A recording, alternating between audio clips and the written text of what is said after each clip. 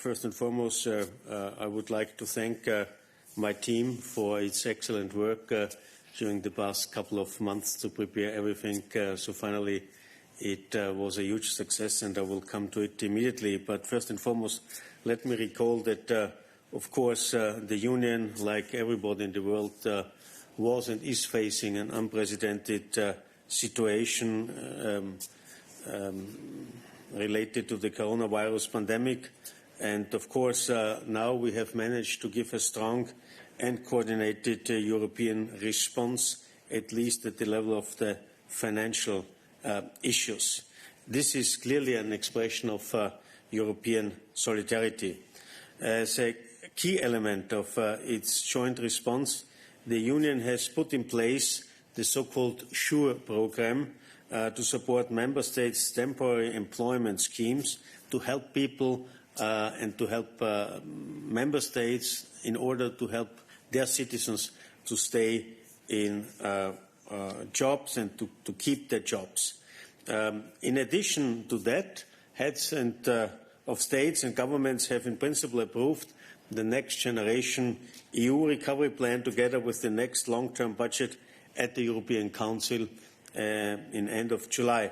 Once adopted, this next long-term budget and Next Generation EU will be the largest package ever financed through the European Union budget, altogether of around 1.8 trillion euro.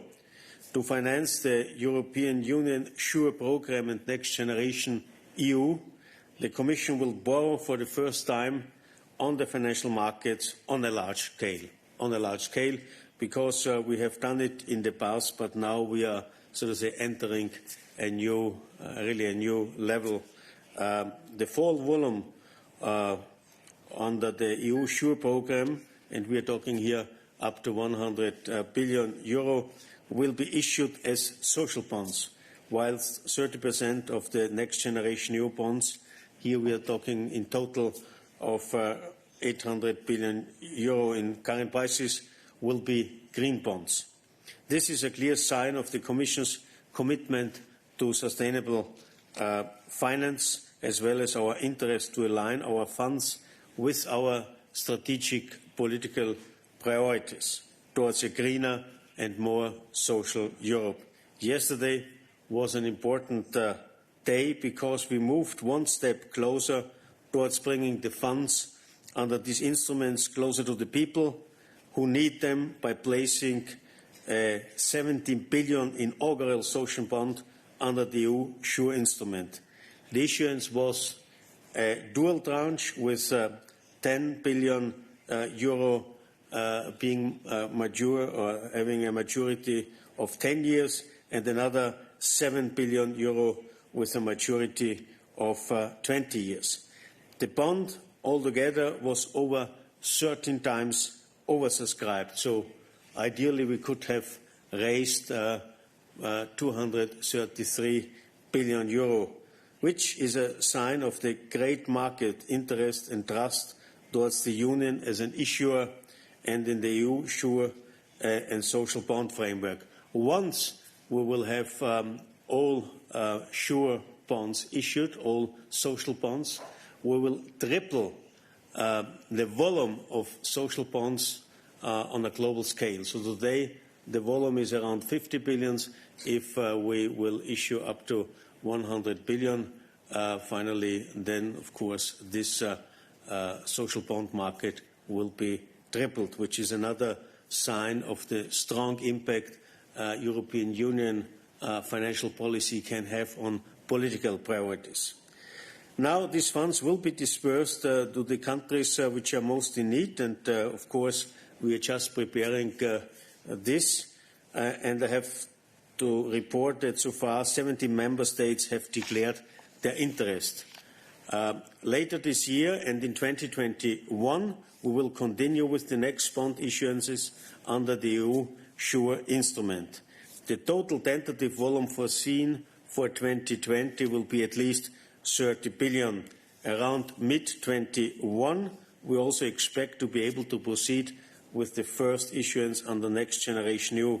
Thus, we will issue over 900 billion euro in bonds over the period of up to 2026, with most of it heavily concentrated in the period 2021 till 2024. This is the highest amount ever borrowed in the history of the Union. The successful launch is a vote of confidence in the European Union as borrower and issuer, and it will definitely strengthen the international role of the euro. The emergence of a AAA rate issuer capable of issuing euro-denominated debt in such volumes has attracted much interest. This is a huge challenge and responsibility for us, and we are currently working hard to get all elements in place. You are aware that one of the conditions for this to happen is an agreement, a final agreement on the next long-term budget and Next Generation EU, and adoption of the relevant legislation, including the own resource decision. And therefore, I use this opportunity to say also in public, it's absolutely high time, especially in view of rising infection rates. And may I recall the figures? Only in August, in July, we had 160,000 infections. In August, almost 470,000.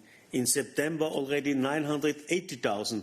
And now, only in October, and we are not yet at the end of this month, we have already 1.4 million new infections. So you see there is a situation which is critical, where Europe has to give a strong answer, and that's why I really urge both co-decision makers, Parliament and Council, really to work hard to have an agreement as soon as possible in order to allow us really to enter the next step and indeed provide the necessary financial means in order to address really the urgent needs of our people, of our citizens, to help them in a way to overcome this crisis. So I think it's not about institutional power games now, it's really about helping citizens, companies, regions, villages, cities being most affected by the virus, and they rely on us. We need to deliver, and they have, rightly so, great expectations, but I'm hopeful that after this success story of yesterday, this could also serve as a game changer to those who are now in charge of having a final deal. Thank you.